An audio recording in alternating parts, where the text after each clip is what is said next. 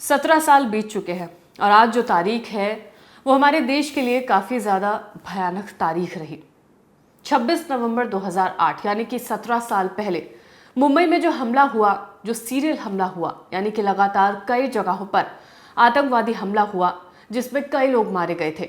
हर साल ये तारीख आती है और हर साल उन लोगों को याद किया जाता है जिन्होंने अपना सब कुछ खो दिया उन लोगों को बचाने के लिए जो तमाम जगहों पर फंसे हुए थे और उन्हें आतंकवादियों ने अपने कब्जे में लिया था, यानी कि उन्हें हॉस्टेज बनाया हुआ था। इस पूरे घटनाक्रम को अगर शुरू से समझा जाए तो आपको पता चलेगा कि किस तरीके से ये 2-3 दिन पूरा मामला चलता है और उसके बाद से आखिर में जो कब्जे में आता है वो आता है अजमल कसाब।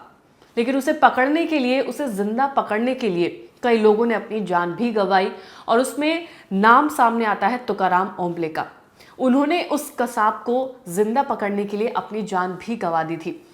तो 17 साल बाद कुछ ऐसी ही चीज़ों को याद किया जाएगा, उन लोगों को याद किया जाएगा जो लोग शहीद हुए थे, जिन्होंने अपने देश के लोगों को बचाने के लिए पूरी जी जान लगा दी थी। ताज होटल से लेकर Trident hotel, Oberoi hotel, Nariman house, Colaba causeway और छत्रपति शिवाजी टर्मिनस समेत कई जगहों पर ये हमले हुए थे, गोलीबारी हुई थी और कई लोग इसमें मारे गए थे। पाकिस्तान से समुद्र के रास्ते मुंबई में घुसपैठी की गई थी। कई बड़ी लोकेशंस पर सीरियल धमाके हुए। हमलों में 150 से ज्यादा लोग मारे गए थे। मृतकों की इस फहरिस्त में हेमंत करकरे, विजय सालस्कर, अशोक कामटे, तुकाराम जैसे कई पुलिस अधिकारी भी इसमें शामिल थे जिन्होंने अपनी जान गंवाई थी।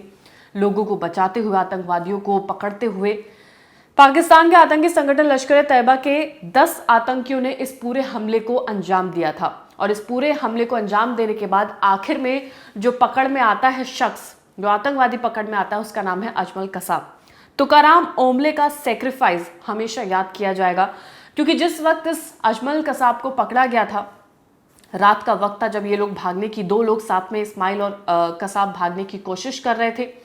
चेक पोस्ट था, उसको क्रॉस करने की भी कोशिशें की जा रही थी। देख लिया था कि सामने पुलिस वाले खड़े हैं तो रास्ता भी बदलने की कोशिश की जा रही थी। लेकिन अंत में होता यह है कि कसाब को जिंदा पकड़ लिया जाता है। तुकाराम ओंबले पर ओपन फायरिंग की जाती है कसाब की तरफ से, उसके साथी की तरफ से। लेकिन तुकाराम को गोली लगने के बावजूद भी जब कसाब को उन्होंने पकड़ा हुआ था, जकड़ा हुआ था, उन्होंने अपनी ग्रिप नहीं छोड़ी थी। उन्होंने अपनी जान गंवा दी लेकिन अजमल कसाब को जिंदा पकड़ा गया था, इसलिए उनका सैक्रिफाइस हमेशा याद रखा जाएगा।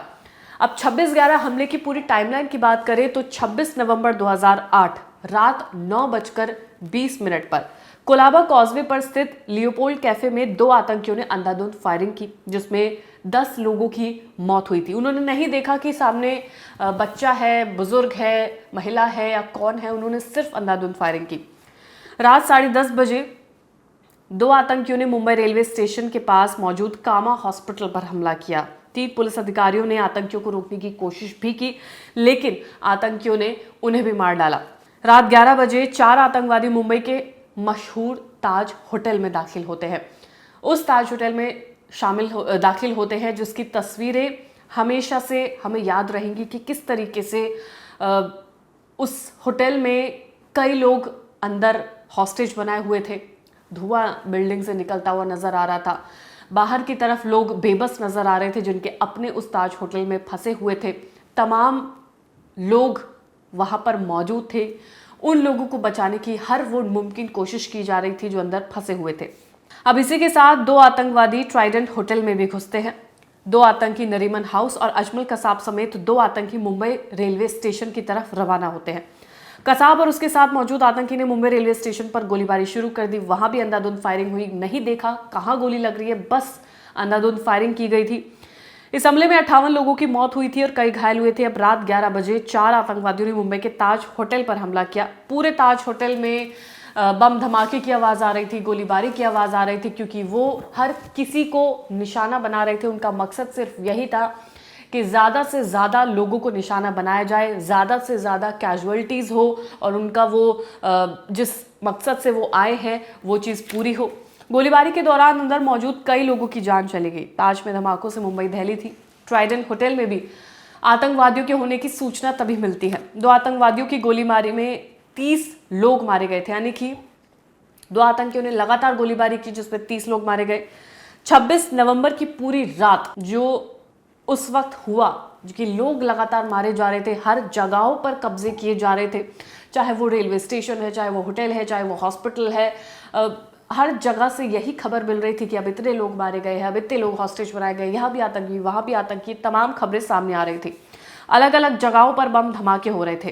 तारीख आती है 27 नवंबर 2008। सुबह के 2:30 बजे हुए थे। भारतीय सेना के जवानों ने होटल की लॉबी में प्रवेश किया।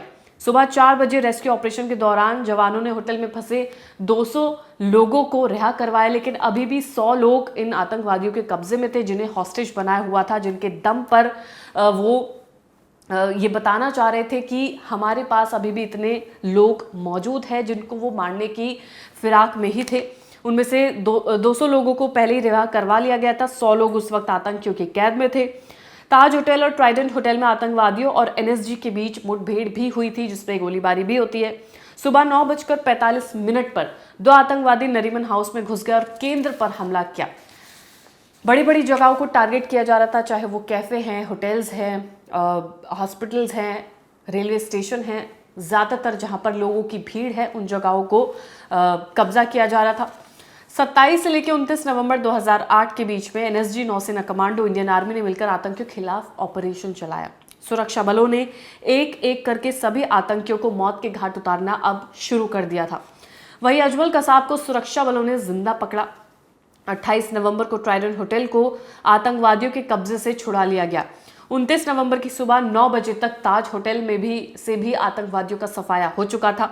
इसके अलावा 21 नवंबर 2012 को वो एक अहम तारीख आती है जब उस अजमल कसाब को जब जिंदा पकड़ा गया था, तो 21 नवंबर 2012 को उसे फांसी दी गई थी। और यूं कहें कि एक तरह से, हालांकि उन लोगों का जिन्होंने अपने लोग खोए हैं, हम लोगों ने जितने पूरे देश में ये देखा गया कि कितना भयावह मंजर था, उनके लिए सिर्फ एक अजमल कसाब को पकड़ना गवारा नहीं था, यानी कि वो जस्टिफाई नहीं होता है। लेकिन उस आतंकवादी को जिंदा पकड़ना और उसके जितने भी लोग थे उनकी मंसूबों के बारे में जानना, वो एक अहम बात थी। भारत ने कसाब के शव को पाकिस्तान को सौंपने की पेशकश भी की थी, लेकिन पाकिस्तान ने मना कर दिया। उसके बाद जेल में ही उस शव को दफन कर दिया गया था। लेकिन सबसे अहम बात और सबसे बड़ी बात अगर हम करें तो वो ये थी कि तुकाराम ओंबले ने अपनी जान गंवाते हुए उस अजमल कसाब को जिंदा पकड़ा। वो उनकी ग्रिप में था, उनको गोली लग चुकी थी, बावजूद इसके उन्होंने कसाब को नहीं छोड़ा, क्योंकि अगर कसाब उस वक्त उनकी गिरफ्त से निकल जाता, हो सकता है वो और ज़्यादा कैजुअलिटीज़ करने की कोशिश करता, हमारे लिए एक नाकामी होती। लेकिन नेशनल सिक्योरिटी पर तो सवाल उठता ही है, जिसके बाद से सिक्योरिटी को काफ़ी ज़्यादा बढ़ा दिया गया। समुद्र के रास्ते से 10 लोग आए थे, जिसके बाद से इन्होंने अलग अलग जगहों पर जाके कब्जा किया और कोशिश यही की ऐसी जगहों को चुना जाए जहाँ पर लोग ज़्यादा हो। कसाब ने भी बताया कि पूरी तैयारी उन्होंने पाकिस्तान में की, पूरी प्लानिंग उन्होंने वहीं पर की, और उसके बाद से इन तमाम लोगों ने मुंबई में घुसकर, पानी के रास्ते से मुंबई में घुसकर इन पूरे धमाकों को अंजाम दिया। जगह जगह पर धमाके हुए, तस्वीरें भयावह थी। वो यादें अभी भी जब याद करते हैं तो लगता है कि एक रात ऐसी भी थी जब कितना भयावह मंजर था हमारे देश में। लेकिन उसके बाद से 17 साल बीत चुके हैं और अब की जो तस्वीरें हैं वो बेहद ही बदल चुकी हैं। अब जो मुंबई है वो अलग नज़र आता है और उम्मीद यही की जा रही है कि सिक्योरिटी को इतना ज़्यादा बढ़ा दिया जाए, सिक्योरिटी में इतना इजाफा किया जाए ताकि देश हमेशा सुरक्षित और महफूज रहे।